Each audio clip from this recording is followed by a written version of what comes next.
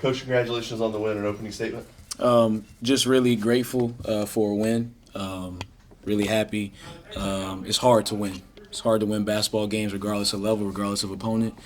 So I'm really thankful and grateful that our guys came out. We didn't have a great first half. We particularly didn't have a great first 12 to 14 minutes. And I got on them in one of those timeouts, and we responded. And that's all you can ask for as a coach is for your team to be able to respond. We had a great crowd today that kind of helped to propel us when we started to make some shots, particularly in the second half. But overall, just happy with our team. Great ball movement out there. These guys are so unselfish. They've been a joy to coach. And I'm glad that the fans are now getting to see what we saw for a couple months now. I just want to talk about your depth at the guard position, Coach. First of all, great game. But just your depth at the guard position, just with the state of how college basketball is now, you got to go in the portal, you got to go recruit. Between Luke Williams, between Sumler, between Caraway, Blaine, like how was the thought process in the portal getting these guys? What were you thinking, one? And two, how do you plan on handling all the depth? I mean, because you have 5 or 6 guys at the guard position that can really go. So our intention in the portal was to recruit all starters. We've been hit with a nasty injury bug in the last couple years. So we wanted to make sure that every single guy that we recruited, we felt. I don't know if y'all want to start that over. You're fine. Every single guy that we recruited, we wanted to make sure that we felt that they could come in and start, just if something went wrong. And the good thing about all these guys that we did recruit, there was a ton of film on them, right? We didn't go really the Division I route. We went, non-Division I, NAI, Division II, JUCO. These guys have played 30-something games. These guys have played 30-something minutes. So you can watch enough film to really figure out who they are. And all these guys that were recruited, they've come here and they've been who we expected them to be. So really happy with our depth. I mean, we're playing without one of our bigger pieces in the backcourt and one of our freshman guards. The kid can really guard the ball. Jake Taylor can't wait until he's back from this minor ankle roll that he had last week.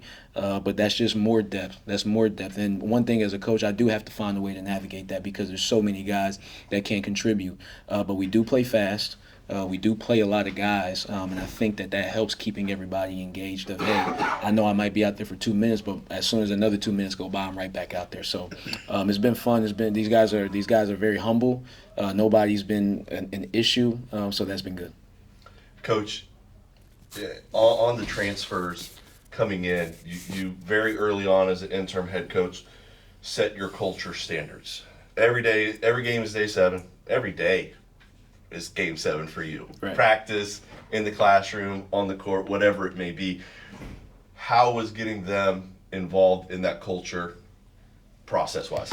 So that's one of the biggest things that I really focused on this summer. That's something that was on my mind. Last year I felt like we weren't us until about January, right? So I really focused this year, like how do I make sure like we understand these new, because it's a bunch of new guys. Last year we had 10 new guys. This year we got 12 new guys. How do I get these guys to understand who we are by November 3rd, right? So we did a lot. Like we did quizzes. We talked about our culture a lot. He knows. We did a lot of stuff to just like these guys can read you off our culture. These guys can read you off Know Your Nose. These guys can read you off what is this that what does this mean? Like they know who we are, and I think that's why we're a lot further ahead than we were at this point last year. Luke, a great game tonight. Team high, 22 points, filling it up inside, outside. Talk a little bit about your game. How was the first game in the Buck Dome? Yeah, it was good. It was a good crowd. It was high energy. I feel like, at the beginning of the game, like Coach Nim said, it was we had some lapses, but, he talked to us. We figured it out definitely in the second half, and, it was a good team win. Another question for you. Like Coach said, he went to the Division II, the JUCO route, the Division III route to go get a bunch of y'all. I, for one, transferred from a Division II as well. How did you think your game was going to translate? Were you a little scared about it coming up to the D1 level? And how do you think your game will translate in the future playing against the Big South, which has a bunch of good guards that will challenge you as well? Yes, I definitely, it was a transfer. Like, it was different coming to the D1. And, I didn't know what to expect at first. Like, Nims brought me in. He told me how it was when I came on the visit. You know, so I had a kind of an idea, but I didn't really know until I got here, and you know, it was a thing to adjust to. But you know, I feel like I figured it out in the summer, and then through the preseason, it was a little different. You know, playing different people, not playing the same people every day. So, but just keep going each and every day. You know, keep adjusting, and it'll get easier through time. You know, playing with the same people, building the chemistry. So. Coach, these guys that you brought in, I don't want to harp on it, but you know it's the first home game, so I want to let everybody know about them. Is it that chip from being at the lower levels that you see as well, that chip on their shoulder that, hey, we didn't get the D1 offer right away, and now it's our opportunity, and we want to show what we've got? Yeah, I think it's always going to be the chip here, right? Like that's what works here. You have to have the chip. You have to feel overlooked. You have to be willing to scrap, fight, claw for everything you got. And I want guys that have gone, you know, it's been tough for him to get here, right? Like if you knew his story on how he ended up here and the route that he had to take, that's the kind of guy I want in this locker room. But also what I look for was humility, right? Guys that are humble, guys that aren't you know, too cool for school. Really tried to, you know, ask questions and figure it out.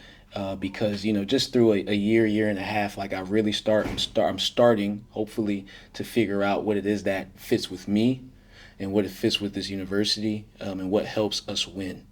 And I really looked for guys with that chip on their shoulder, as always, but I really wanted to find a bunch of guys that were humble and play with humility. We're good. I think we're good. Thanks, Coach. Thank you.